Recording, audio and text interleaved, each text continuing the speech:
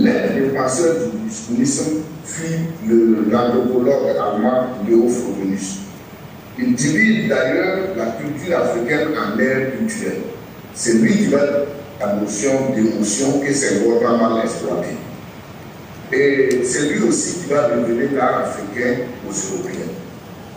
Le haïtien Antonin Firmin établit pour la première fois le caractère économique de la civilisation égyptienne, mais aussi évoque les relations culturelles entre l'Égypte antique, l'Éthiopie et les autres peuples de la vallée du Nil.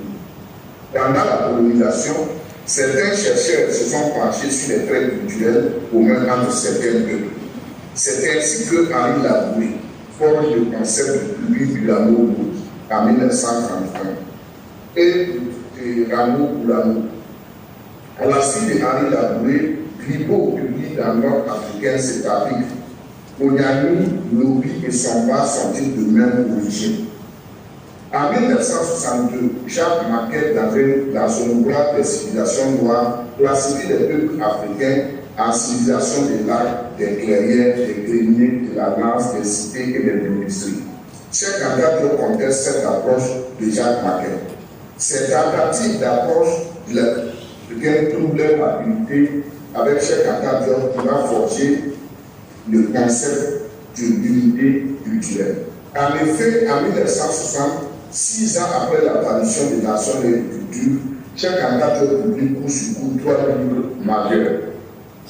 Et je pense que si vous avez les images, vous pouvez passer les 3 livres, à savoir l'unité culturelle de l'Afrique noire, l'Afrique noire précoloniale et les fondements économiques et culturels fédéraux d'Afrique noire.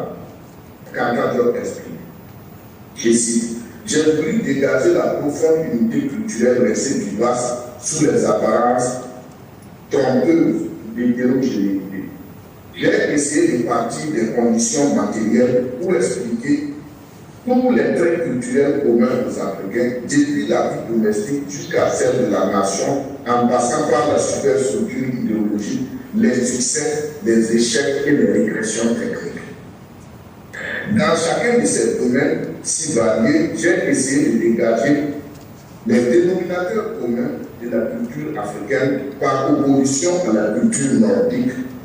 Dans la culture nordique arienne, vous savez que l'Afrique était vue comme une terre sans culture.